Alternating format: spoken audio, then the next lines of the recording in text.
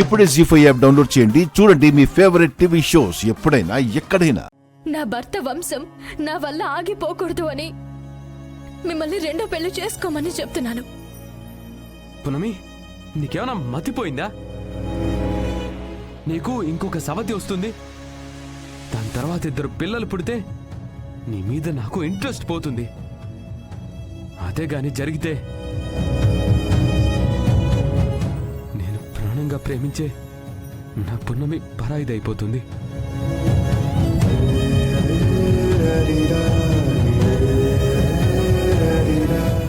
ఇంకొకసారి ఆ మాట నీ నోటి నుంచి రావద్దు. పోని, నా వంశం నాతోనే ఆగిపోని. అయినా దానివల్ల ఈ దేశానికి వచ్చే నష్టం ఏంటి? అయినా పిల్లలంటున్నారు.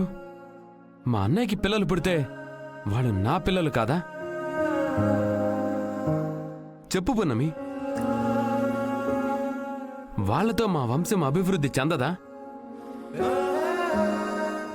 అయినా నాకు పుట్టే బిడ్డతోనే నా వంశం కొనసాగుతుందా ఏంటి? మీరు చెప్పింది నిజమే వకీల్ సాబ్.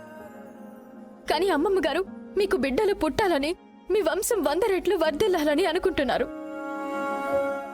మరి అలాంటప్పుడు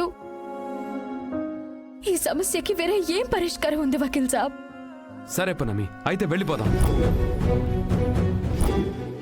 వెళ్ళిపోదామా? నువ్వు విన్నది నిజమే పున్నమి. వీళ్ళందరి నుండి దూరంగా ఎక్కడికైనా వెళ్ళిపోదాం. మనిద్దరం ప్రశాంతంగా బ్రతుకుదాం. నాకు తెలిసి అదే ఈ సమస్యకి పరిష్కారం పున్నమి. వకీల్ సాబ్, ఏం మాట్లాడుతున్నారు మీరు? అవును పున్నమి. లేదు వకీల్ సాబ్, ఈ ఇంటికి ఇక్కడ మనుషులకి దూరంగా వెళ్ళిపోదాం అంటారా? వీళ్ళందరికీ దూరం అయిపోతారా? ఏ, వీళ్ళందరూ కలిసి నాకు నేను దూరం చేయట్లేదా? అలాంటిది మనం వీళ్ళకి దూరంగా వెళ్తే తప్పేంటి? వకీల్ సాబ్, కరెక్టేనమ్మా.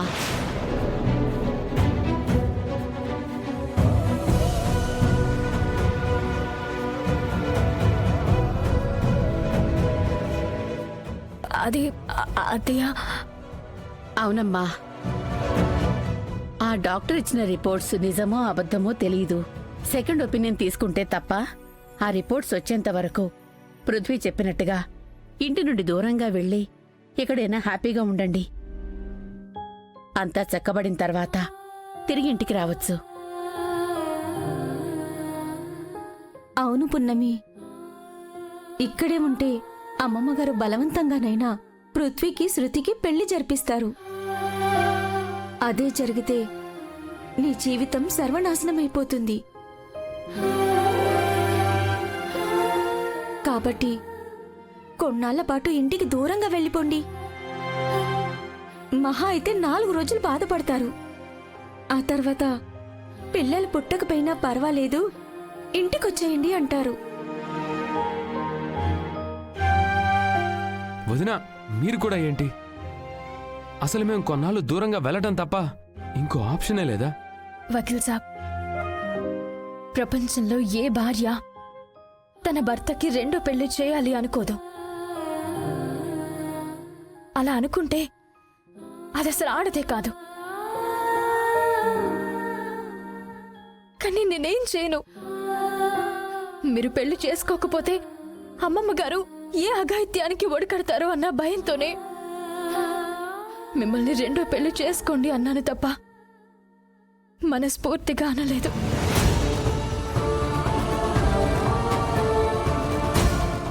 వకీల్ సాబ్, మిమ్మల్ని వదులుకోవడం అంటే నా ప్రాణాన్ని వదులుకోవడమే.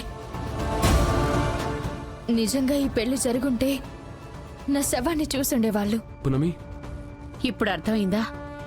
నానమ్మ బెదిరించినట్టుగా ఏ అఘాయిత్యం చేసుకుంటుందో అన్న భయంతోనే పున్నమి రెండో పెళ్లి చేసుకోమంటుందే తప్ప మనస్ఫూర్తిగా కాదు. సరే, ఇప్పుడు వెళ్తే డౌట్ వస్తుంది. అందరూ పడుకున్న తర్వాత మీకు నచ్చిన చోటికి వెళ్ళండి. తర్వాత ఏం జరుగుతుందో చూసుకుందాం. సరేనా? సరే, పడుకోండి. పడుకోండి. సరే అమ్మా. పద.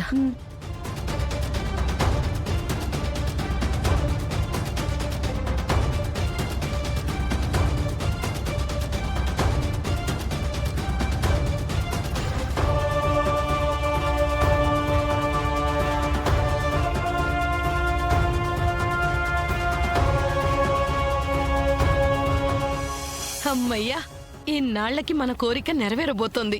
నువ్వే ఈ ఇంటికి కోడలివి కాబోతున్నావు. పున్నమి ఇంట్లోంచి బయటకు వెళ్తుందో లేదో, నువ్వు ఈ ఇంటికి కోడలు అవుతావో లేదో, ఇలా నానా రకాలుగా టెన్షన్ పడ్డాను. కానీ ఈ రోజు అమ్మ నిర్ణయం విన్న తర్వాత పృథ్వీకి కాబోయే భార్యవి నువ్వేనని మెంటల్ గా ఫిక్స్ అయిపోయాను. ఏమైందే?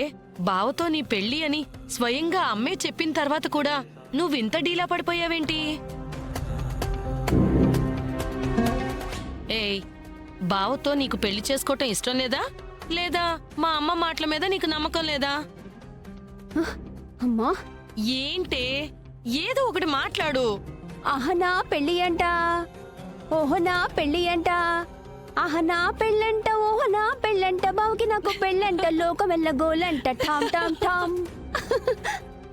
పెళ్లి కల వచ్చేసిందే బాలా, నీకు మొగుడవుతాడే పిల్ల.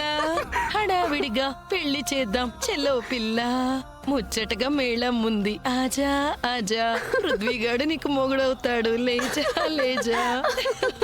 అమ్మా, ఈ సంతోషాన్ని చూస్తుంటే నాకు బావుకి పెళ్లి అయిపోయినట్టే.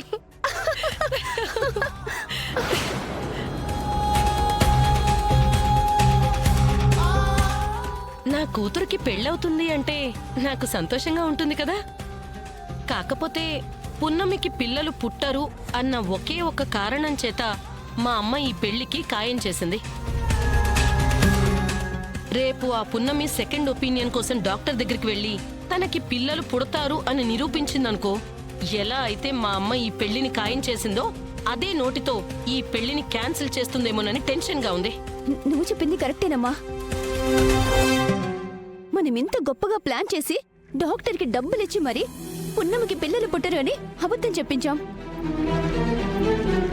పున్నమి సెకండ్ ఒపీనియన్కి వెళ్ళి తనకి పిల్లలు పుడతారు అని నిరూపించిందనుకో, నాకు బావకి పెళ్లి చేయాలని నిర్ణయించిన అమ్మమ్మే మా పెళ్లి క్యాన్సిల్ చేసేస్తే, అందుకే అమ్మా, అది సెకండ్ ఒపీనియన్కి వెళ్లకుండా నేను ఆపుతాను.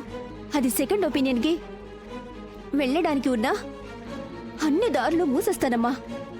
నాకు బావుకి పెళ్ళయ్యేదాకా దాన్ని గడప దాటనివ్వను, మరో డాక్టర్ని కలవనివ్వనమ్మా.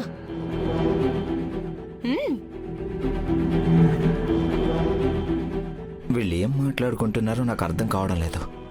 కానీ వీళ్ళిద్దరూ కలిసి పున్నమి జీవితంతో ఏదో ఆట ఆడబోతున్నారు. వెంటనే పున్నమికి ఈ విషయం చెప్పాలి, లేదంటే ఆ అమాయకురాలు ఏం నిర్ణయం తీసుకుంటుందో ఏంటో ఇప్పుడే చెప్పాలి. శృతి, మంచి మాట చెప్పావు. పున్నమి సెకండ్ ఒపీనియన్ కోసం డాక్టర్ని కలిసేలోపు ఎలాగైనా సరే మీ పెళ్లి జరిపించేస్తాను. పున్నమికి నిజం తెలిసేలోపే నాకు బావుకి పెళ్లి జరిగిపోవాలి. ఇక మన టార్గెట్ అదే అమ్మా. జీ5 యాప్ డౌన్లోడ్ చేసి అన్ని ఎపిసోడ్స్ పూర్తి ఉచితంగా చూడండి.